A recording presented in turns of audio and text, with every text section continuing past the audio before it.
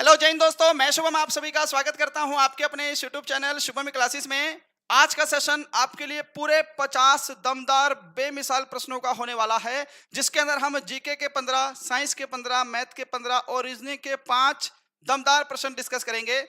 अब आपको समय भी आ गया है कि 50 में से ना 40 प्लस प्रश्नों का टारगेट आपको दिया जाए।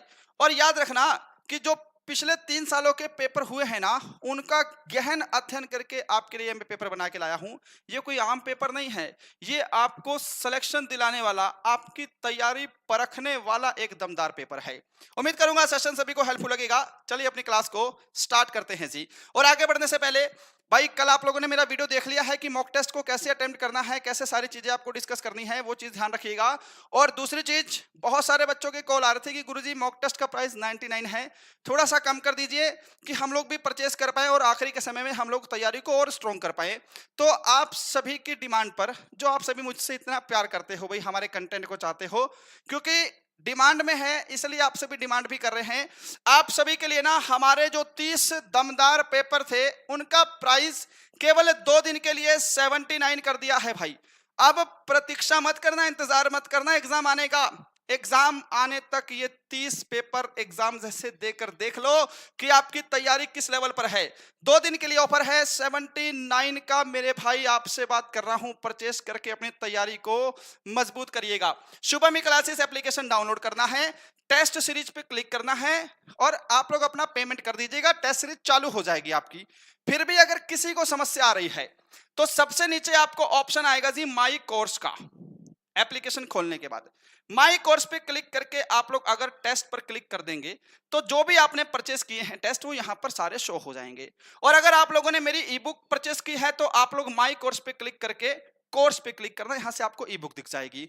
बस याद रखना, मैं अपने मॉडल पेपर में भी आपको टारगेट दे रहा हूं, 50 में से 30 प्लस क्वेश्चन राइट करने का टारगेट आपको अपने मॉडल पेपर्स में भी दे रहा हूं। स्कोर कैसे बढ़ाना है वो मैंने कल वीडियो अपलोड कर दिया है, इसके बाद जाके उसको भी देख लेना साहब, ठीक है।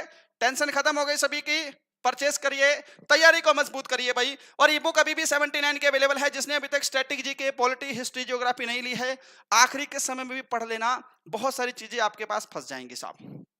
ये रहा हेल्पलाइन 8930141125। कुछ ज्यादा ही अर्जेंट होगा तभी कॉल या मैसेज करिएगा, वरना ऐसे मत करना साहब। चलो भाई स्टार्ट करते हैं। देखिएगा पहला प्रश्न आपके सामने स्क्रीन पर। भारतीय संविधान में केंद्र के पास अवशिष्ट शक्तियां होने की अवधारणा किस देश के संविधान से ली गई है जी। मैं आज समय भी नहीं लूंगा क्योंकि आज की क्लास रिकॉर्डेड प्रीमियर है ना। मैं 2 दिन के लिए बाहर हूं, पर मैं सोच रहा था आपकी क्लास डिस्टर्ब ज्यादा ना हो तो मैं रिकॉर्ड करके गया हूं। और ये मैंने बहुत दिल से क्लास बनाई थी आपके ऑनलाइन के लिए, पर कोई बात नहीं, बात वही है, आपको प्रैक्टिस करनी है, आप ही का फायदा, समय कम लगेगा। देखिए साहब, अवशिष्ट शक्तियां केंद्र के पास, क्या मेरे सभी भाई ऑप्शन ए कनाडा को आंसर दे रहे हैं? कनाडा बिल्कुल सही है साहब। संयुक्त राज्य अमेरिका से ना 2-3 चीजें याद रखना। एक ली गई है साहब स्वतंत्र न्यायपालिका, एक ली गई है जी न्यायपालिका के पुनरावलोकन की शक्ति, और दूसरा उपराष्ट्रपति का पद और राष्ट्रपति पर महाभियोग। ये यूएसए से लिया गया है। ऑस्ट्रेलिया से बस आपको समवर्ती सूची याद रखना है, ये ज्यादा आप सभी के एग्जाम में आता है। समवर्ती सूची ऑस्ट्रेलिया के संविधान से लिया गया है। ऑस्ट्रेलिया से क्या लिया गया है जी, आप सभी को नीति निर्देशक तत्वों के बारे में तो पता ही है, बताने की जरूरत भी नहीं है। साथ में याद रखना जी, राज्यसभा के सदस्यों का नामांकन, राज्यसभा के जो सदस्य हैं उनका नॉमिनेशन यानी कि नामांकन लिया गया है। अगला प्रश्न देखिएगा, क्वेश्चन नंबर 3 है साहब, कौन सी अनुसूची केंद्र और राज्यों के बीच शक्तियों का विभाजन करती है? जैसे संघ, राज्य और समवर्ती सूची, करवाया हुआ प्रश्न है। और सूचियों से संबंधित आपके पास प्रश्न बहुत आते हैं मेरे भाई। चलिए भाई आंसर क्या करेंगे, आंसर मैच करना भाई। जिस भी मेरे भाई ने ऑप्शन बी को आंसर दिया है ना, 7वीं अनुसूची बिल्कुल करेक्ट आंसर है आपका। ये 6ठी अनुसूची तो मैंने आपको परसों ही बताया था ना, क्या है साहब? असम, मेघालय, मिजोरम, त्रिपुरा। असम, मेघालय, मिजोरम और त्रिपुरा, इन राज्यों को विशेष आरक्षण दिया गया है। 8वीं अनुसूची में तो आप सभी को पता है गुरुजी, इसके अंदर तो 22 भाषाओं का वर्णन किया गया है जी, है ना। नंबर 3 देखिएगा जी सामने, विंग्स इंडिया 2026 शिखर सम्मेलन कहाँ आयोजित किया गया था?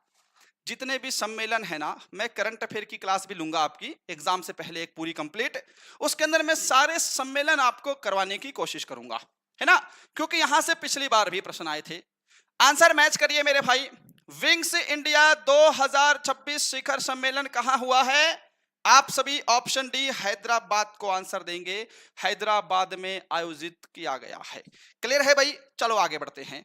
कुमुदनी लखिया को किस नृत्य में उनकी क्रांतिकारी कोरियोग्राफी के लिए जाना जाता है? देखो, कुमुदनी लखिया वो हैं, इन्होंने एक अकादमी की भी स्थापना की है, उसका नाम है जी कदम्ब डांस अकादमी। किसने की है साहब? कुमुदनी लखिया ने की है। अब ये इंपॉर्टेंट इसलिए है क्योंकि इनका संबंध किससे है जी? क्या सभी मेरे भाई और उनकी बहनें ऑप्शन एक कथक को दे रही हैं? कथक बिल्कुल राइट आंसर है। अच्छा, कथक से ना आप सभी को बिरजू महाराज जी के बारे में तो पता है, वो मैं लिखूंगा नहीं। आप सभी को ना शोभना नारायण जी के बारे में पता होना चाहिए। शोभना नारायण कौन सा नृत्य करती हैं? तो कथक करती हैं। और इसके अलावा मेरे सभी भाइयों को ना सितारा देवी के बारे में भी पता होना चाहिए। शोभना नारायण और सितारा देवी कथक नृत्य के लिए जानी जाती हैं। क्लियर है? चलो फिर आगे बढ़ते हैं साहब। टेस्ट लगाओ बस, आज आपकी प्रैक्टिस जांची जाएगी। आपकी प्रैक्टिस कितनी है साहब? भारत ने किस वर्ष फील्ड हॉकी में अपना पहला ओलंपिक गोल्ड मेडल जीता था? चलिए मेरे भाई, इसका आंसर कर दो फटाफट से। एक मिनट, फोन साइलेंट कर दें। भारत ने किस वर्ष फील्ड हॉकी में अपना पहला ओलंपिक पदक जीता था? समय मत लगाना भाई, प्रश्न आपके सामने ही है स्क्रीन पर। चलो इसका आंसर जल्दी से कर दो। क्या आंसर इसका होगा साहब? भारत ने टोटल, आप सभी को पता है ना, 8 मेडल जीते हुए हैं। ये सारी चीजें भूलना नहीं, एग्जाम से पहले आपको याद रखनी है। चलो जी, फोन साइलेंट हो गया अपना, स्टार्ट करें जी। देखो, भारत ने फील्ड हॉकी में अपना जो पहला गोल्ड जीता था वो 1928 के एम्स्टर्डम ओलंपिक में जीता था। हमारा ऑप्शन यहाँ पर बी करेक्ट है। और अगर बात करेगा ना कि अंतिम गोल्ड मेडल कब जीता है, भारत ने अंतिम गोल्ड 1980 में जीता था। उसके बाद फिर गोल्ड मेडल नहीं जीता है हॉकी में। क्लियर है भाई? चलो आगे बढ़ते हैं। अगला प्रश्न, पुडुचेरी के वर्तमान मुख्यमंत्री कौन है? अब ये मुख्यमंत्री और राज्यपाल तो मैं आपको करवा ही चुका हूं दोस्त, इसमें तो गड़बड़ नहीं करना। उमर अब्दुल्ला बताया था साहब। जम्मू एंड कश्मीर के वर्तमान में कौन है? मुख्यमंत्री हैं। ये मनोज सिन्हा का भी बता रखा है साहब। ये जम्मू एंड कश्मीर के वर्तमान में कौन है जी? गवर्नर हैं, है ना। के कैलाशनाथन भाई, ये तो मैंने आपको प्रश्न स्पेशली कराया था। पुडुचेरी के कौन है साहब? ये उपराज्यपाल है। गवर्नर को उपराज्यपाल कहा जाता है वहां पर, या प्रशासक कहा जाता है। चीजें समझ में आई हैं? आप कहोगे गुरुजी फिर तो एक ही ऑप्शन बचता है, एन रंगास्वामी जो है वो पुडुचेरी के मुख्यमंत्री हैं। क्लियर है? चलो फिर नंबर 7, भारतीय थल सेना की कौन सी कमान मुख्य रूप से लद्दाख क्षेत्र में वास्तविक नियंत्रण रेखा का प्रबंधन करती है? LAC यानी कि लाइन ऑफ एक्चुअल कंट्रोल, है ना। और अगर LOC भी पूछ लेगा ना, LOC जो कि जम्मू एंड कश्मीर की नियंत्रण रेखा है, तो उसका भी आंसर बिल्कुल सेम होगा आपका। आंसर करिए मेरे भाई। चलें भाई, सॉल्यूशन पे आंसर मैच करना। अगर आप सभी उत्तरी कमान को आंसर दे रहे हैं जो कि उधमपुर में है, तो आप सभी का बिल्कुल करेक्ट आंसर हो जाएगा। चलिए फिर क्वेश्चन नंबर 8 आपके सामने देखो भाई। भारत का कौन सा राज्य कपास का सबसे बड़ा उत्पादक है? जितने भी आपके एक्सपेक्टेड इंपॉर्टेंट क्वेश्चन बन सकते हैं ना, मैं वो सारे ही प्रश्नों को कराने का आपके लिए प्रयास कर रहा हूं साहब। ठीक है, चलें सॉल्यूशन पर। देखो भाई, कपास की बात करेंगे तो गुरुजी कपास गुजरात, हमारा ऑप्शन बी जो है वो बिल्कुल राइट आंसर हो जाएगा। सभी का क्लियर है जी, है ना। इसके अलावा गुजरात जो है ना, वो मूंगफली का भी सर्वाधिक उत्पादक राज्य है। मूंगफली का सर्वाधिक उत्पादक राज्य कौन सा हो जाएगा? तो गुजरात हो जाएगा। अगला प्रश्न सामने है भाई, विश्व उपभोक्ता अधिकार दिवस कब मनाया जाता है? इसमें एक ना छोटा सा आप लोग कंफ्यूज हो जाते हो। विश्व उपभोक्ता अधिकार दिवस और राष्ट्रीय उपभोक्ता अधिकार दिवस। करिए शाबाश, दबाकर आंसर करेंगे जी। देखो भाई ध्यान से समझना, अगर बात करेंगे 15 मार्च की, तो आप कहोगे जी विश्व उपभोक्ता अधिकार दिवस 15 मार्च को मनाते हैं। ये बिल्कुल सही हो गया साहब। 10 दिसंबर को आप सभी को पता है जी, अंतरराष्ट्रीय मानवाधिकार दिवस, इंटरनेशनल ह्यूमन राइट डे। और 24 दिसंबर को याद रखना साहब, राष्ट्रीय उपभोक्ता दिवस, नेशनल कंज्यूमर डे। और 1 अप्रैल को अप्रैल फूल बनाया। नंबर 10, ये प्रश्न आपके एग्जाम में आ चुका है और मैं इसको स्टार कर देता हूं क्योंकि ये ज्यादा इंपॉर्टेंट है। प्रश्न समझ लो, अल नीनो की घटना जो भारतीय मानसून को प्रभावित करती है किस महासागर में उत्पन्न होती है जी? अल नीनो की घटना जो भारतीय मानसून को प्रभावित करती है किस महासागर में उत्पन्न होती है? क्या आंसर करेंगे? शाबाश। चलें भाई सॉल्यूशन पर ध्यान से समझिएगा। अगर आप सभी यहां पे ऑप्शन डी प्रशांत महासागर दे रहे हैं जो कि भारत का या पूरे विश्व का सबसे बड़ा महासागर है प्रशांत, राइट आंसर है अल नीनो की घटना प्रशांत महासागर में। अगला प्रश्न स्क्रीन पर, वैदिक साहित्य में रावी नदी का प्राचीन नाम क्या है? लो मेरे भाई, इस प्रश्न को सॉल्व कर दो साहब। वितस्तता, अस्किनी, पुरुषणी या फिर शतुद्री? क्या आंसर करोगे जी? आज फटाफट चल रही है ना क्लास, फटाफट से टेस्ट लगाना बस, फटाफट से, ठीक है। 50 प्रश्नों को रगड़ देना समय से पहले आज। देखो साहब, वैदिक साहित्य में रावी नदी का प्राचीन नाम, वितस्तता सभी को पता होना चाहिए, वितस्तता गुरुजी झेलम नदी का प्राचीन नाम है। अस्किनी की बात करेंगे सर जी, अस्किनी तो चिनाब नदी का प्राचीन नाम है।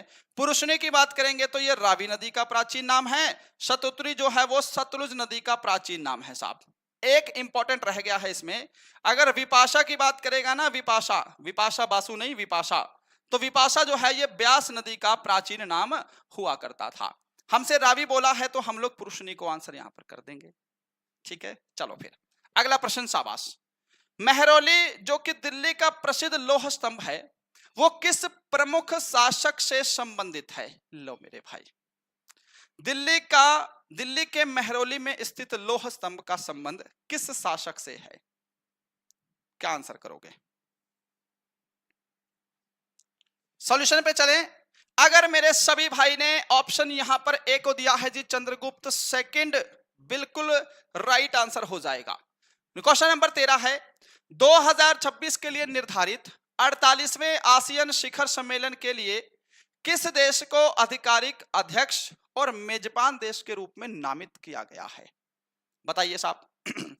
2026 के लिए निर्धारित 48वें आसियान शिखर सम्मेलन के लिए किस देश को आधिकारिक अध्यक्ष और मेजबान देश के रूप में नामित किया गया है? आसियान की स्थापना 8 अगस्त 1967 है ना। जकार्ता इंडोनेशिया में मुख्यालय है और फिलीपींस को इस बार चुना गया है। ऑप्शन बी करेक्ट है जी। नंबर 14 देखो भाई, खाद्य और कृषि संगठन का मुख्यालय कहां पर है? ये बताओ फटाफट से। अच्छा, अगर मैं आपसे एक छोटा सा प्रश्न बोल दूं कि भाई एग्जाम में अगर आ जाए कि भारतीय खाद्य अनुसंधान संस्थान कहां है जी? भारतीय खाद्य अनुसंधान संस्थान ये कहां पर है? तो आप लोग इसका आंसर क्या दोगे मुझे? देखो साहब, खाद्य और कृषि संगठन का यानी कि FAO food and agriculture organization का हेडक्वार्टर, अगर आप सभी रोम को आंसर दे रहे हैं जो कि इटली में है, बिल्कुल सही है। पेरिस का सभी को पता है जो यूनेस्को है, जिनेवा WHO है, न्यूयॉर्क जो है वो यूनिसेफ का हेडक्वार्टर है, संयुक्त राष्ट्र संघ का भी हेडक्वार्टर है। परंतु भारतीय खाद्य अनुसंधान संस्थान याद रखना तो ये मैसूर में है साहब। कहां पर है जी? ये मैसूर में है, ठीक है। चलो भाई आगे बढ़ते हैं जी। जीके का लास्ट प्रश्न, और ये वाला प्रश्न भाई 2025 वाला कोई मेरा भाई क्लास देख रहा है, ये प्रश्न 2025 के एग्जाम में दूसरे टाइप से पूछा था, INS राजपूत को लेकर, है ना। मैंने आपसे दूसरा प्रश्न पूछा है कि 1971 के युद्ध में पाकिस्तानी पनडुब्बी PNS हंगोर ने भारत के किस युद्धपोत को डुबाया था? देखो आपके एग्जाम में दूसरा प्रश्न आया था कि INS राजपूत ने जो पाकिस्तान है, पाकिस्तान की किस पनडुब्बी को डुबाया था, है ना। पाकिस्तान की किस पनडुब्बी को डुबाया था? INS राजपूत ने पाकिस्तान की पनडुब्बी को डुबाया था। और इधर यह है कि PNS हंगोर ने भारत की एक पनडुब्बी को डुबाया था जिसका नाम है जी INS खुखरी। ये याद रखना, इस बार प्रश्न ये भी बन सकता है आपके पास, ठीक है ना। और जो आईएनएस राजपूत है 1971 के ही युद्ध में पाकिस्तान की पनडुब्बी को डुबाया था, उसका नाम था साहब पीएनएस गाजी। आप सभी कमेंट बॉक्स में आंसर भी दे रहे होंगे, आज मैं आप सभी के कमेंट पढ़ने में असमर्थ हूं, पर कोई बात नहीं, कभी कभी ऐसे भी क्लास का मजा ले लेना चाहिए आपको, है ना। प्रश्न भी जल्दी हो रहे हैं और क्वालिटी तो आपको पता है हमारी क्लास में क्या रहती है। आओ भाई सेक्शन बी की तरफ। मानव प्रजनन तंत्र के किस भाग में भ्रूण का विकास होता है? बहुत जरूरी प्रश्न है ये। जो टॉपिक है ना फर्टिलाइजेशन सिस्टम, ये तो आ ही रहा है एग्जाम में, ये छोड़ नहीं रहा भाई। मानव प्रजनन तंत्र के किस भाग में भ्रूण का विकास होता है? फैलोपियन ट्यूब, मैंने आप सभी को बताया था कि जो निषेचन की प्रक्रिया है वो कहां होती है साहब? निषेचन कहां होता है? फैलोपियन ट्यूब में होता है। और गर्भाशय में भ्रूण का विकास होता है। अब एक पॉइंट छोटा सा याद रखना, जो भ्रूण है उसको पोषण और ऑक्सीजन किससे मिलता है? उसको पोषण और ऑक्सीजन मिलता है, याद रखना जी, प्लेसेंटा से। प्लेसेंटा हिंदी में अपरा कहते हैं उसको। प्लेसेंटा से उसको पोषण मिलता है। जो मदर खाती है, कुछ भी खाएगी, बच्चों को उसी रूप में पोषण मिलेगा, उसके पेट में जो एक ट्यूब लगी होती है प्लेसेंटा से। नंबर आपका 17, किस हार्मोन को गर्भावस्था हार्मोन के रूप में जाना जाता है? Which hormone is known as the pregnancy hormone? Answer match करना। प्रोजेस्टेरोन आप सभी का राइट आंसर है जी। ये टेस्टोस्टेरोन तो आप सभी को पता है साहब, ये नर जनन हार्मोन होता है, यानी कि ये मेल सेक्स हार्मोन है साहब। और टेस्टोस्टेरोन का निर्माण, क्योंकि ये आपके एग्जाम में आ चुका है, तो आप सभी को पता है साहब, वृषण में इसका निर्माण होता है, इंग्लिश में कहते हैं साहब टेस्टिकल्स। चीजें क्लियर हो गई सभी की? चलो फिर आगे बढ़ते हैं साहब। अगला प्रश्न देखो जी, किसी पादप हार्मोन को बोने पौधों को लंबा करने और बीजों को अंकुरण को प्रेरित करने के लिए जाना जाता है? किस पादप हार्मोन को बोने पौधों को लंबा करने के लिए और अंकुरण को प्रेरित करने के लिए जाना जाता है? चलें भाई, ध्यान से समझना। ऑक्सिन का मैंने आपको क्या बताया था साहब? गुरुजी, ऑक्सिन आपने बताया था कि जो पौधे हैं, पौधों की वृद्धि को ऑक्सिन क्या करता है गुरुजी? ये नियंत्रित करता है ना। एब्सिसिक एसिड को तो क्या बोलते हैं साहब? तनाव हार्मोन कहते हैं जी। मैंने आपको ये भी प्रश्न आप सभी को बता रखा था साहब। साइटोकाइनिन का काम क्या है जी? कोशिका का विभाजन करना। शॉर्टकट में बता रहा हूं क्योंकि मैंने डिटेल से अपनी बहुत सारी क्लासेस करवा दी हैं आपको। और जिब्रेलिन का काम होता है बोने पौधों को लंबा करना। अगला प्रश्न स्क्रीन पर, इनमें से कौन सा एक बहुकोशिकीय जीव है? ये तो सुपर इंपॉर्टेंट, आपके एग्जाम में बार बार पूछे जाने वाला प्रश्न है। एक कोशिकीय जीव कौन सा है, बहुकोशिकीय कौन सा है? हर टाइप के प्रश्न आपको देखने को मिलते हैं। Very good. रिकॉर्डेड है ना, तो बार बार लैपटॉप में देखना पड़ रहा है कि कोई इशू ना आ जाए। शाबाश। चले देखो साहब, एक चीज याद रखना, ये जो युगलिना है ये आपका एक कोशिकीय जीव है, ठीक है। कौन सा जीव है साहब? एक कोशिकीय है। और सबसे इंपॉर्टेंट याद रखना जी, ये प्रोटिस्टा संघ का है साहब। ये किस संघ से है? तो ये प्रोटिस्टा संघ से संबंधित है। हाइड्रा की बात करेंगे तो हाइड्रा एक बहुकोशिकीय है जो कि जंतु जगत के सिलेंट्रेटा यानी कि निडेरिया संघ से संबंध रखता है। बैक्टीरिया आपको और याद रखना है, बाकी सभी एक कोशिकीय हैं, ये भी एक कोशिकीय है, ये भी एक कोशिकीय है, परंतु बैक्टीरिया जो है ना ये मोनेरा संघ से संबंध रखता है। किस संघ का है साहब बैक्टीरिया? तो मेरे भाई कहोगे आप मोनेरा संघ का है जी। क्लियर हो गई चीजें? अगला प्रश्न देखते हैं जी, हृदय की धड़कन को नियंत्रित करने के लिए कौन सा खनिज उत्तरदायी है? बताइए, शाबाश, फटाफट से। हृदय की धड़कन को नियंत्रित करने के लिए क्या मेरे सभी भाई ऑप्शन बी को बता रहे हैं? पोटेशियम। बिल्कुल राइट बता रहे हैं जी। पौधों में जड़ के बालों द्वारा, जो जड़ के जो पतले पतले वो होते हैं, बाल जैसे होते हैं, रेशा रेशा होता है, जो जड़ होती है उसकी, जल का अवशोषण किस भौतिक प्रक्रिया के माध्यम से होता है? याद रखना भाई, मेरी ई बुक का अगर आप लोगों ने पादप विज्ञान अभी तक नहीं निपटाया है, एग्जाम आने वाला है, 3-3, 4-4 प्रश्न ऐसे ही आपको दिखाई देंगे, फिर मजा आएगा। जल को अवशोषण किस प्रक्रिया के माध्यम से? तो आप लोग डिफ्यूजन कहोगे जी, विसरण के माध्यम से, है ना। ऑप्शन हमारा यहां पर डी करेक्ट हो जाएगा साहब।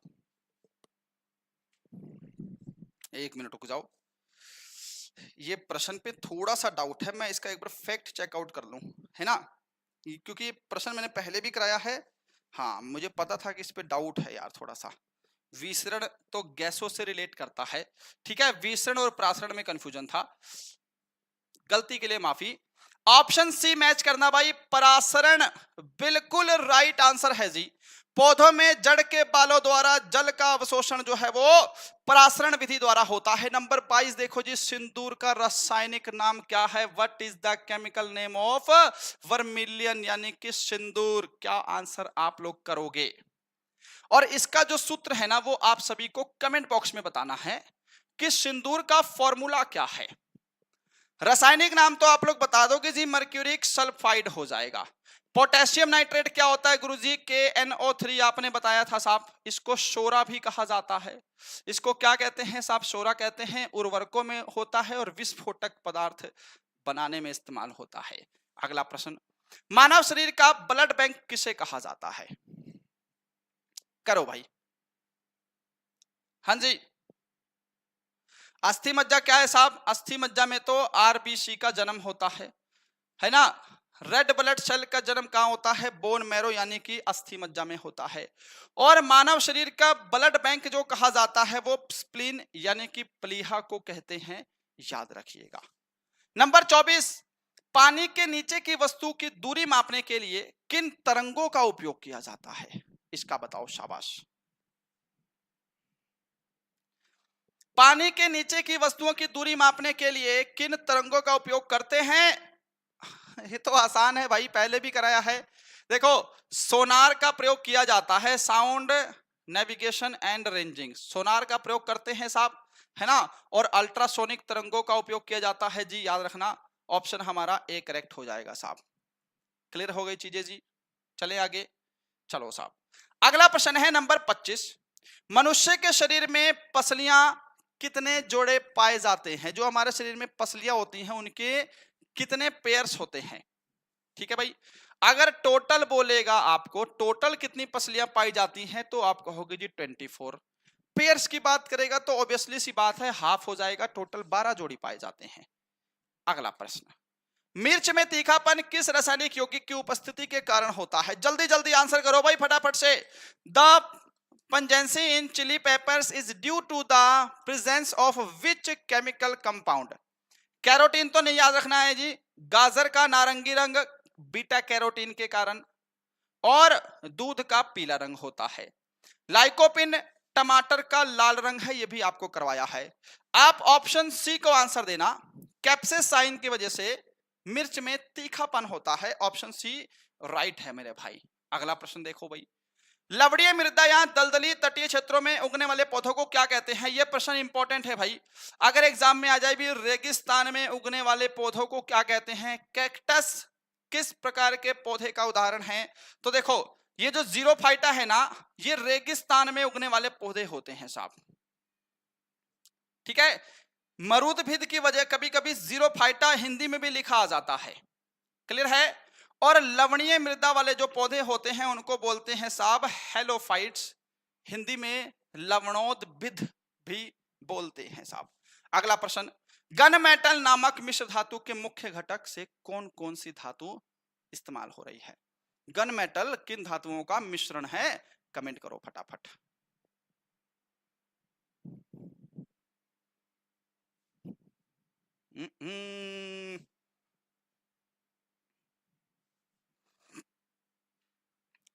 क्या आंसर करेंगे भाई? गन मेटल जो है ना, वो कॉपर, टीन और जिंक, तांबा, टीन और जस्ते का मिश्रण है। ऑप्शन हमारा बी करेक्ट है साहब। लोहा क्रोमियम और निकेल से क्या बनता है जी? स्टेनलेस स्टील बनता है साहब। क्या बनता है? Stainless steel. अगला प्रश्न है जी, गैस वेल्डिंग में मुख्य रूप से ईंधन गैस के रूप में किस गैस का प्रयोग किया जाता है? साइंस का सेकंड लास्ट प्रश्न है। कि गैस वेल्डिंग में मुख्य रूप से ईंधन गैस के रूप में किस गैस का प्रयोग करते हैं? राइट आंसर मेरे भाई, क्या आंसर करोगे? जल्दी से बताओ फटाफट से। क्या आप सभी एसिटिलीन को दे रहे हैं? एसिटिलीन के साथ ऑक्सीजन का भी प्रयोग किया जाता है, याद रखना। क्लियर है? ये लो भाई साइंस का लास्ट प्रश्न। रक्त का थक्का जमाने वाले प्रोटीन प्रोथ्रोम्बिन और फाइब्रिनोजिन का निर्माण कहां होता है? भले ही क्लास रिकॉर्डेड प्रीमियर है, क्वालिटी और कंटेंट से कोई समझौता नहीं है। मैथ देखोगे तो प्यार हो जाएगा, बढ़िया प्रश्न डाल रखे हैं आज। रक्त का थक्का जमाने वाले प्रोटीन प्रोथ्रोम्बिन और फाइब्रिनोजिन का निर्माण कहां होता है? आप कहोगे गुरुजी इनका निर्माण लीवर में होता है। ऑप्शन ए करेक्ट है साहब। लीवर बहुत बड़ा ऑर्गन है भाई, लीवर के बारे में आप डिटेल में जाओगे तो जाते ही रह जाओगे बस। चलो भाई, ऐसा है कि आपके जीके और साइंस तो मैंने कर दिया है कंप्लीट, है ना। अब आते हैं मैथ के सेक्शन की तरफ। और उससे पहले आप सभी को बता दूं, रिमेंबर करा दूं कि हमारी जो आर्मी अग्निवीर की टेस्ट सीरीज थी ना, आप सभी की डिमांड पर 2 दिन के लिए सिर्फ 79 में अवेलेबल हो चुकी है। परचेज करके अपनी तैयारी को मजबूत करिए। देखिए कि साहब पेपर से पहले 30 पेपर लगा लोगे उस पेपर जैसे, तो कितना बेनिफिट मिलेगा, क्या मजा ही आ जाएगा। शुभम क्लासेस एप्लीकेशन डाउनलोड कर लेना। ज्यादा डिटेल में आज नहीं जाऊंगा। 30 पेपर आप सभी की डिमांड पर 79 में अवेलेबल हो चुके हैं। अब मेरे सभी भाई फौजी बनेंगे, बस मुझे इतना पता है। ई बुक नहीं ली है तो 79 में ई बुक का कॉम्बो पैक भी अवेलेबल है, परचेज कर लीजिएगा। चलिए भाई अगले प्रश्न पे बढ़ते हैं साहब। आ जाओ जी मैथ के सेक्शन पर, बढ़िया सा प्रश्न। ये लो, कह रहा है कि दो संख्याओं का योग 60 और उनका अंतर 20 है, तो उनका अनुपात क्या होगा? यहां से पढ़ना है। यदि दो संख्याओं का योग 60 और उनका अंतर 20 है तो अनुपात क्या होगा? आप कहोगे कि मैंने माना कि एक संख्या x है और एक संख्या y है। इनका जो टोटल दिया है वो हमको दिया है भाई 60, और इनका जो डिफरेंस दिया है हमको वो दिया है जी 20। हम लोग क्या करेंगे, बेसिक तरीका अपनाते हैं, है ना। हम लोग देखो ये प्लस प्लस का है तो यहाँ पर 2x हो जाएगा, प्लस और माइनस को कैंसिल कर देंगे और यहाँ पर आपका 60 और 20 कितना हो जाएगा गुरुजी? ये 80 हो गया, है ना। अब अगर मैं 2 से 80 को काट दूं तो x की वैल्यू कितनी आ जाएगी साहब? x की वैल्यू आ गई 40। तो देखो भाई x की वैल्यू हमारी आ गई यहाँ पर 40। हमें अनुपात निकालना है ना। अब हमको निकालना है y। अब एक चीज बताओ, ये वाली इक्वेशन को पकड़ के यहां पे रखता हूं। यहां पर लिखा है साहब x प्लस वाई बराबर 60 है। अब क्योंकि हमें पता है कि जो हमारा x है वो कितना आया है भाई, x हमारा आ गया 40। तो आप कहोगे जी 40 इधर जाकर के 60 में माइनस हो जाएगा, तो y की जो वैल्यू आ जाएगी वो कितनी आ जाएगी? 20 आ जाएगी साहब यहां से, है ना। तो आप कहोगे जी y की वैल्यू हमारी 20 आ गई और हमें रेशो ही निकालना है। 20 से काट देंगे, 20 एकम 20, 20 दूनी 40, 2:1। ऑप्शन बी क्या सभी ने दिया है? चलिए फिर क्वेश्चन नंबर 32 है जी।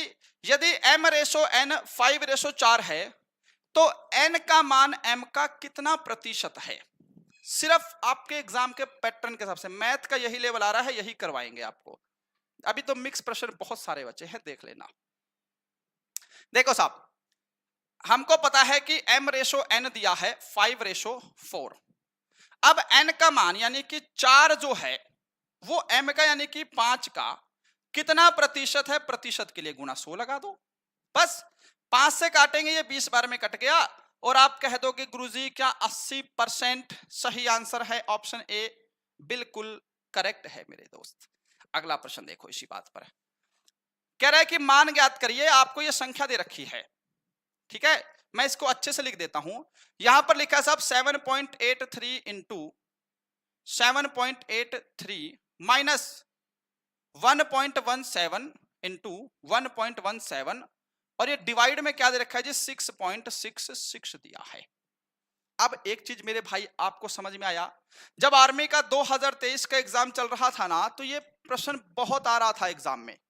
यहां पर अगर देखोगे तो दोनों को मल्टीप्लाई है, तो आपको एक चीज नहीं दिखाई दे रही। अगर मैं इसको a मान लूं तो ये a गुणा a का स्क्वायर माइनस इसको हम b का स्क्वायर लिख सकते हैं साहब। कहोगे ठीक है जी, a square minus b square का फॉर्मूला क्या होता है जी? a प्लस बी इंटू में a माइनस बी। मेरी बात समझ में आई सभी को? अब a प्लस बी यानी कि 7.83 प्लस 1.17 है ना, और यहां पर क्या है जी इंटू a माइनस बी है साहब। a माइनस बी की बात करेंगे तो कितना हो जाएगा साहब 7.83 माइनस 1.17। ठीक है साहब, मेरी चीजें आप लोग समझ गए होंगे जो मैं आपको बताना चाह रहा हूं। मैंने सिर्फ अभी ऊपर वाली चीज को एलोबरेट किया है, सिर्फ ऊपर वाले को फॉर्मूले के हिसाब से तोड़ दिया है साहब। इसको सॉल्व करेंगे तो यहां पर इनको जोड़ आ जाएगा जी 9.0, ठीक है, और यहां पर जो आपका मल्टीप्लाई में आ जाएगी वैल्यू वो क्या आ जाएगी साहब, वो आ जाएगी जी 6.66। आप ध्यान से समझना, सिर्फ इसको एनरोल किया है। अब आप कहोगे गुरुजी जो पूरी वैल्यू है, यानी कि इसको हटा देते हैं ऐसे, देखो साहब, यानी कि आप कहेंगे सर जी जो आपने सोल्व किया है, जो ऊपर वाले की वैल्यू आई है जी वो आई है साहब 9.0 इंटू 6.66, और डिवाइड में हमारी वैल्यू ऑलरेडी क्या दे रखी है, यहां पर 6.66 दे रखी है। इसको इससे कैंसिल कर देंगे तो हमारा राइट आंसर 9.0 आ जाएगा। बहुत सरल प्रश्न था, बस अगर आपको इसका फॉर्मूला पता है ना, ये प्रश्न सॉल्व हो जाएगा। 2023 में भर भर के आ रहे थे इस टाइप के प्रश्न। आगे बढ़ते हैं साहब, आगे बढ़ते हैं जी कि एक स्कूल में शिक्षक और छात्रों का अनुपात 1:25 है। यदि 40 शिक्षक हैं तो छात्रों की कुल संख्या क्या होगी। ठीक है, कह रहा है कि टीचर और स्टूडेंट का रेशो 1:25 है। समझ गए भाई, अगर 40 टीचर हैं, यानी कि जो एक रेशो की वैल्यू है वो 40 दे रखी है हमको, ऑलरेडी 40 टीचर है भाई, तो स्टूडेंट कितने होंगे साहब। अगर एक रेशो की वैल्यू 40 है, डायरेक्ट कर दो भाई, ये 40 को 25 से अगर मैं मल्टीप्लाई कर दूं तो आप कहोगे जी 1000 टोटल स्टूडेंट थे जी। ऑप्शन ए करेक्ट हो गया भाई। कितना आसान प्रश्न था जी, क्योंकि अब समझाने और डिटेल से चलने का समय तो है नहीं, जिस प्रश्न में जरूरत होगी उसमें डिटेल से भी चलूंगा भाई, है ना। ये देखो भाई 7/10 को प्रतिशत के रूप में क्या होगा ये बता दो, शाबाश।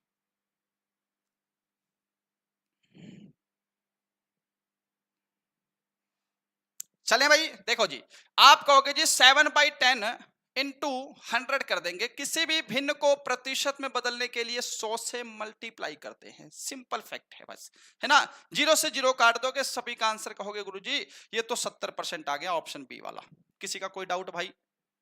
आगे बढ़ते हैं, बस मैं आज आपकी प्रैक्टिस करवा रहा हूं इसलिए मैं स्पीड में चल रहा हूं।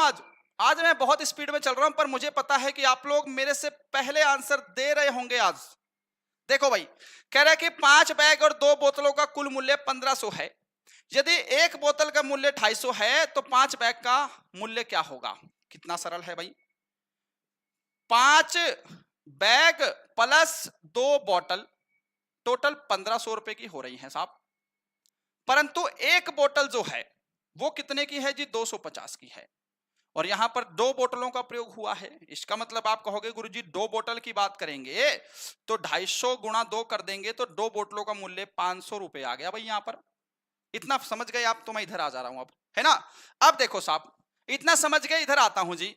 ये कह रहा है कि 5 बोतल 5 बैग, है ना, यहां पर बैग को ऐसे लिख देता हूं मैं, 5 बैग और 2 बोतलें जिनकी वैल्यू कितनी है साहब, यार इसको तो खत्म करो, इधर भी देखो।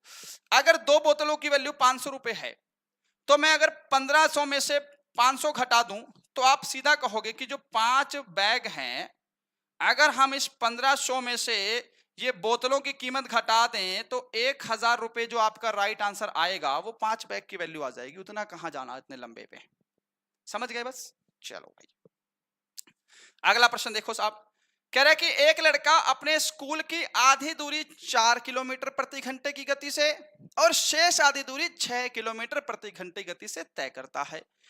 पूरी यात्रा के दौरान उसकी औसत गति क्या है। औसत गति का फॉर्मूला ना, ये सवाल कभी भी आपके एग्जाम के लिए पुराना नहीं होगा, हमेशा आएगा एग्जाम में। चलो मेरे भाई, आज पेपर बड़ी स्पीड में हो रहा है, सभी को टेस्ट कंप्लीट लगा देना है बस आज। ठीक है भाई, ध्यान से समझना। ये कह रहा है औसत गति, औसत गति का मैंने आपको क्या बताया, जब हमको स्पीड दी हो तो हमारा फॉर्मूला होता है जी 2xy डिवाइड में x प्लस का y, है ना। तो आप कहोगे जी 2 गुणा 1x हमें 4 दिया है, y हमें दिया है 6, और डिवाइड में क्या करेंगे जी x प्लस वाई, यानी कि 6 + 4 10 हो जाएगा। अब देखो साहब, मैं क्या करता हूं, देखो 6 गुणा 4 24, 24 को 2 से मल्टीप्लाई करेंगे 48, 48 डिवाइड बाई 10 है, तो यहां पर 4.8 आ जाएगा भाई, एक डिजिट छोड़ के पॉइंट लगा देंगे। ऑप्शन इसका भी ए करेक्ट हो गया दोस्त। नेक्स्ट, लो भाई इसको ज्ञात करो। ये कह रहा है कि भिन्न 2/3 और 4/9 का एलसीएम। ठीक है, कह रहा है कि भिन्न 2/3 और 4/9 का एलसीएम। अब जब भी हमें बोलेगा कि एलसीएम निकालना है भिन्न का, तो हम ऊपर वाले का तो एलसीएम निकालते हैं और नीचे वाले का क्या निकालते हैं भाई, फिर हम लोग एचसीएफ निकाल देते हैं। ये फैक्ट तो आप लोगों ने सिंपली पढ़ा होगा, है ना। 4 और 2 का एलसीएम कितना आएगा, इसमें जो है भैया 4 जो है वो आपका 4 और 2 का एलसीएम आ गया।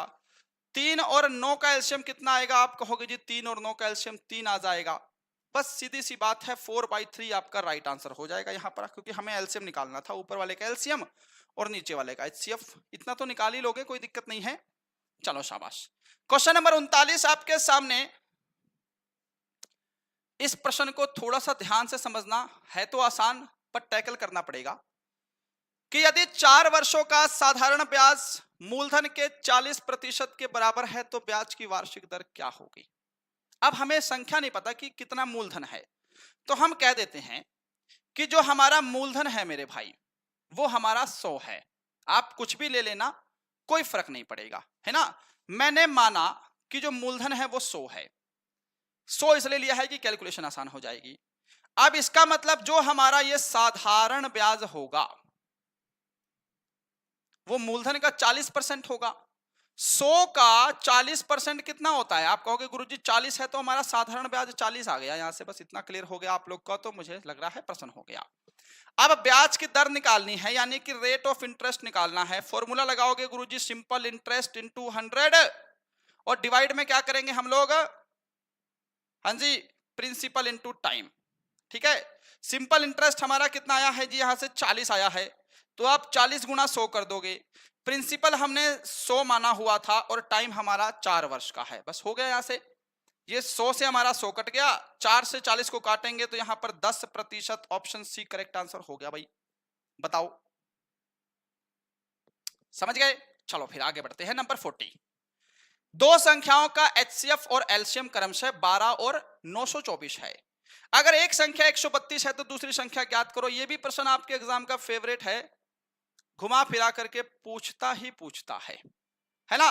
सिंपल फॉर्मूला याद रखना, इसमें जो फॉर्मूला लगता है भाई, एलसीएम गुणा एचसीएफ बराबर पहली संख्या गुणा दूसरी संख्या। बस ये फॉर्मूला लगता है।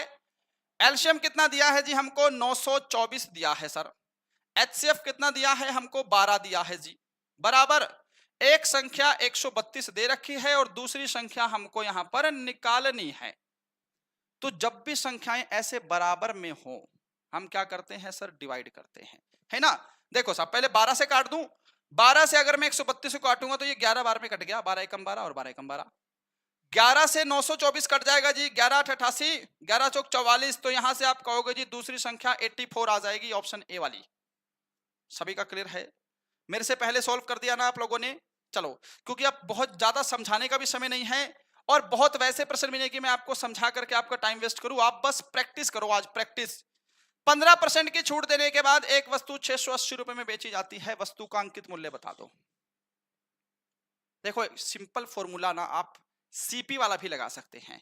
अगर हम लोग एमपी की बात करेंगे तो आप ऐसे भी कह सकते हैं कि सेलिंग प्राइस इनटू 100 और 15% की छूट दी है तो 100 माइनस डिस्काउंट परसेंट। बस काम खत्म हो गया आपका। 680 गुणा में गुरुजी 100 कर दिया, 100 में से 15 घटाएंगे तो सर यहां पर 85 आ गया जी। कितना देखो किससे कट रहा है, ये दोनों कट जाएंगे, 680 और 85, है ना। किससे कटेंगे जी, 17 पंजे 85 और 17 4 जा 68, यहां पर 40 आ गया जी। फिर 5 से काटेंगे गुरुजी, 8 बार में कट गया।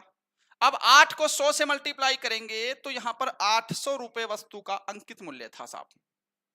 बताओ, चलो जी नंबर 42 देखो भाई आपके सामने। अब इस प्रश्न को ध्यान से समझना। यह कह रहा है कि एक समचतुर्भुज का क्षेत्रफल 240 वर्ग सेंटीमीटर है, यदि इसका एक विकर्ण 16 सेंटीमीटर और दूसरे विकर्ण की लंबाई बतानी है।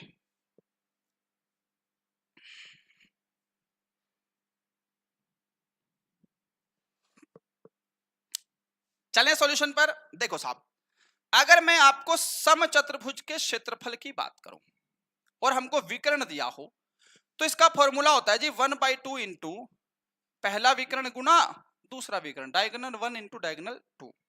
क्योंकि हमको क्षेत्रफल ही 240 दिया है, तो 240 में क्षेत्रफल के नीचे लिख लेता हूं, बराबर 1/2 इंटू एक विकर्ण 16 दिया है और हमको दूसरा d2 जो है वो निकालना है।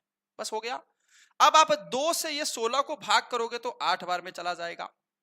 बराबर के आमने सामने भाग होता है, तो हम इस 8 से 240 को करेंगे तो 8 या 24, यहाँ पर 30 आ जाएगा। तो आप कहोगे जी जो दूसरा विकर्ण है इसकी वैल्यू कितनी आ गई, 30 सेंटीमीटर आ गई। सभी ने सही आंसर दिया है ना। ये प्रश्न को ध्यान से समझ लेना, एग्जाम में इंपॉर्टेंट हो जाता है। अब इधर देखो साहब, इस प्रश्न का फॉर्मूला बताना है कि n भुजा वाले एक नियमित बहुभुज के सभी अंतः कोणों का योग कितना होता है। यह है अंतः कोणों का योग। अगर यहां पर आपको बोल देगा ना कि प्रत्येक कोण का मान, तब हम क्या फॉर्मूला लगाएंगे याद रखना। देखो, क्योंकि अगला प्रश्न उसी पर बेस्ड है। अगर सभी भुजाओं के अंतः कोणों का योग बात करेंगे तो n-2 इंटू 180 डिग्री। अगर आपको ईच कोण की बात करेगा कि प्रत्येक कोण कितने डिग्री का होगा, तो आप कहोगे जी n-2 into 180 degree divide by n। चीजें समझ में आ गई। ये फॉर्मूला प्रत्येक कोण का है। जैसे कि हमारा अगला प्रश्न आपको कहता है, कह रहा है कि एक सम अष्टभुज के प्रत्येक आंतरिक कोण का माप बताना है। अब प्रत्येक आंतरिक कोण का माप मतलब वही फॉर्मूला। कौन सा फॉर्मूला लगाओगे जी, n-2 into 180 degree divide by n। ठीक है साहब। n कितना है साहब, अष्टभुज यानी कि 8 भुजाएं हैं, तो डायरेक्टली मैं कर दूं 8 - 2 गुणा में 180 डिग्री। और टोटल कितनी भुजाएं हैं, 8 भुजाएं हैं, तो नीचे 8 लिख देना। मेरी बात समझ में आ गई। अब देखो साहब, यहां पर आ गया जी आपका 6 गुणा 180 डिग्री डिवाइड बाई 8। काट दो इसको जहां से कट रहा है साहब। देखो यहां से कट जाएगा, सीधा सीधा काट दें। 2 चौके 8, 2 तिया 6। 4 से काटेंगे जी, यहां पर कितना होगा साहब, 4 चौके 16, 4 पंजे 20। 45 को 3 से मल्टीप्लाई कर दो जी, 5 तिया 15 का 5 हासिल 1, 4 तिया 12 और 1 13।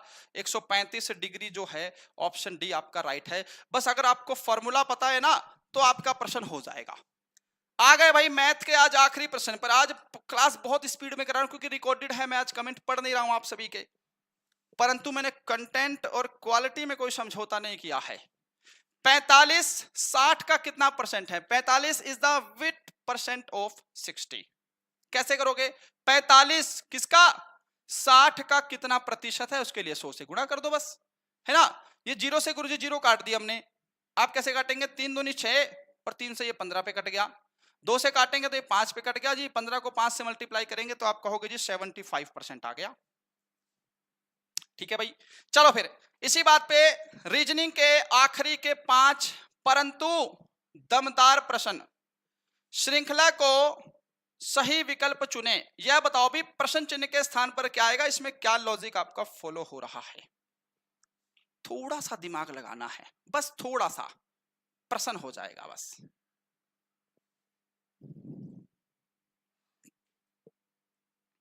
चलें भाई। देखो साहब, ये 0 है, ये 7 है, 26 है, मुझे दिख रहा है कि किसी ना किसी के नजदीक है ये। जैसे 0 को अगर यहां पे क्या लिखा है जी, 1 की पावर 3 -1 करेंगे तो ये 0 हो गया। फिर आगे क्या किया ना, 2 की पावर 3 माइनस का यहां पर क्या करेंगे साहब, हाँ जी 2 की पावर 3 माइनस का 1 करेंगे तो यहां पर 7 हो गया। फिर आप कहोगे गुरुजी 5 की पावर 3, और क्या कर रहा है यार भाई। फिर यहां से आपके 3 की पावर 3 -1 करेंगे तो आप कहोगे जी 26 आ गया।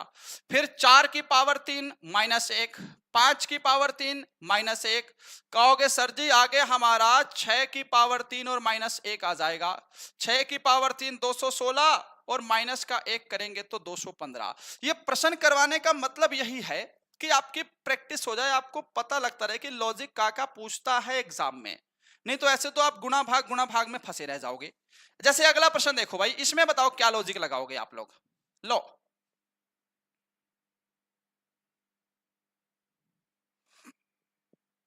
4, 9, 20, 43, 90, आगे बताओ यहां पर कौन सी संख्या आएगी?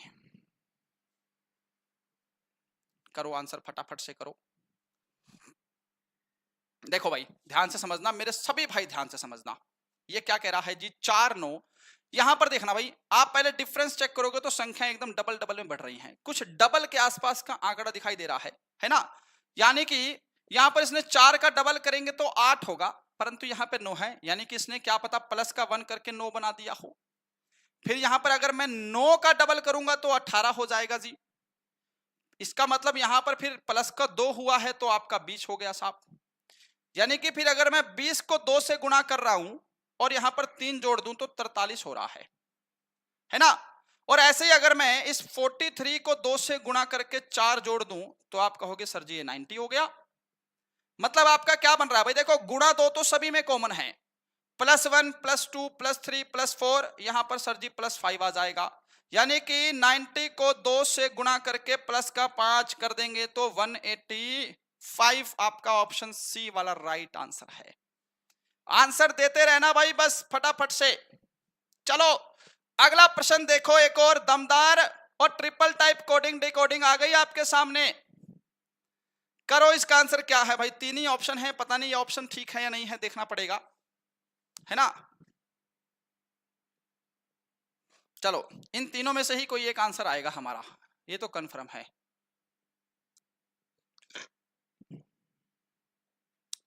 ये कह रहा है कि एक निश्चित कोड भाषा में 1, 2, 3 को ब्राइट लिटिल बॉय, 145 को टॉल बिग बॉय और 637 को ब्यूटीफुल लिटिल फ्लावर लिखते हैं, परंतु हमें बताना है कि ब्राइट का कोड क्या होगा। क्या बताया था मैंने आपको इसका? मैंने कहा था कि पहले देखना है कि ब्राइट कहां कहां है। ब्राइट ऊपर वाली लाइन में तो है, परंतु बाकी किसी लाइन में ब्राइट नहीं है। और ब्राइट लिटिल बॉय का कोड क्या है साहब? 1, 2, 3, यानी कि इनमें से कोई एक ब्राइट का कोड होगा। अब क्योंकि ब्राइट पहली ही लाइन में है, कहीं और रिपीट है ही नहीं, तो हम कैसे करेंगे भाई? हम देखेंगे कि क्या एक कहीं रिपीट हो रहा है, तो एक यहां रिपीट हो रहा है, यानी कि एक जो ब्राइट का कोड नहीं होगा वो किसी और का कोड है। क्या 2 रिपीट हो रहा है? तो 2 तो शायद कहीं नहीं रिपीट हो रहा। 3 यहां रिपीट हो रहा है, तो 3 भी नहीं होगा। हम कह सकते हैं कि ब्राइट का कोड आपका 2 हो जाएगा, क्योंकि 2 ब्राइट पहली ही लाइन में था, तो बाकी जो इसका कोड है वो भी पहली ही लाइन में होना चाहिए। लो भाई सेकंड लास्ट क्वेश्चन है, ये क्वेश्चन बोर्ड मास का है और आपका एग्जाम में बहुत पूछ रहा है ये प्रश्न।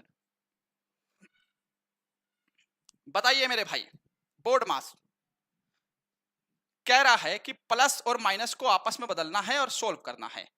यानी कि देखो साहब, यहां पर 15 है, गुणा को कैसे करना है? गुणा को डिवाइड करना है, डिवाइड बाई 3। प्लस को माइनस करना है, -10। डिवाइड को गुणा करना है 5 और यहां पर प्लस का 2। बस सोल्व करना है इसको, है ना? पहले हम लोग क्या करेंगे साहब? डिवाइड करेंगे। अगर मैं 3 से 15 को डिवाइड करूं तो 5 आ रहा है, माइनस, फिर मल्टीप्लाई करेंगे, यहां पर गुरुजी 50 आ गया और प्लस का हमारा यहां पर 2 आ गया। इतना फैक्ट सभी को क्लियर हो गया? अब देखो साहब, अब यहां पर कहोगे कि 5 और 2 7, है ना? प्लस प्लस को जोड़ ले 7, यानी कि ये -50 में से अगर मैं यहां पर प्लस का 7 करूं तो माइनस प्लस क्या हो जाएगा जी? माइनस हो जाएगा। बड़ा साइन माइनस का है तो माइनस का 43 आंसर हो जाएगा आपका। पहले हमने ना प्लस प्लस वालों को जोड़ करके यहाँ 7 बना दिया था, -43 एक लौता माइनस का नंबर है, तो बच्चे वैसे भी हिंट लगा लेते हैं।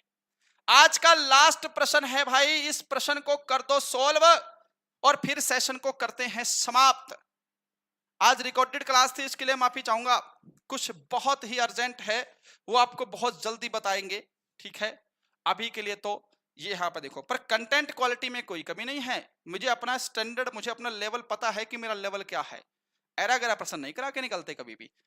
दी गई वर्णमाला में ए से लेकर जेड में बाएं से दाएं, बाएं से चौथे अक्षर के दाएं से दूसरा अक्षर कौन सा होगा? अब देखो साहब, ये है जी ABCDEFGH, ऐसे करते करते Z तक हमें जाना है। हमें कहां तक जाना है? Z तक जाना है, पर हमें वहां की जरूरत नहीं पड़ेगी क्योंकि इसने पास ही का पूछा है। अब मैंने आपको रीजनिंग बताया था कि ये वाली लोकेशन होती है जी बायां यानी कि लेफ्ट, और ये वाली लोकेशन होती है जी राइट यानी कि दायां। याद आया सभी को? इसने कहा है कि बाएं से चौथा ही अक्षर, यानी कि बाएं से चौथा अक्षर हमारा क्या हो जाएगा साहब? डी हो जाएगा, है ना? और इसके दाएं को दूसरा, इसके राइट को दूसरा। अब डी का राइट 1 2, आप कहोगे जी एफ हमारा सही आंसर है, ऑप्शन डी वाला। क्या सभी को सेशन पसंद आया है? एक बार कमेंट कर दो कि इन 50 में से आपके कितने परसेंट राइट हुए हैं। और एग्जाम में अब ज्यादा समय भी नहीं है, मेहनत उतनी करो कि भाई इस बार सिलेक्शन हो जाए। बस प्रैक्टिस और रिवीजन दबा के करना। आप सभी के लिए हमारे जो मॉक टेस्ट है ना, वो मैंने 2 दिन के लिए 79 का आपको तोहफा दे दिया है। अब मत चूकना, सिलेक्शन लेना है। 79 रुपीज में आपको आर्मी अग्निवीर के कंप्लीट मॉडल पेपर मिल रहे हैं, वो भी 30 दमदार ऑनलाइन, जिसमें जीके, साइंस, मैथ, रीजनिंग सब कुछ रहेगा। अच्छे से प्रैक्टिस करना। मैं अपने मॉक टेस्ट में आपको 50 में से 30 प्लस का टारगेट दे रहा हूं, इतना आप लोग लेकर चलना। सॉल्यूशन एनालिसिस जरूर देखना। हमारी एप्लीकेशन शुभम ई क्लासेस आज ही गूगल प्ले स्टोर से डाउनलोड करो। इस वीडियो के कमेंट में भी लिंक डाल दूंगा, डिस्क्रिप्शन में भी लिंक है। प्रैक्टिस करिए, मेहनत करिए। चलिए भाई, सेशन को बंद करते हैं। सभी को जय हिंद, जय Bharat. Thank you so much.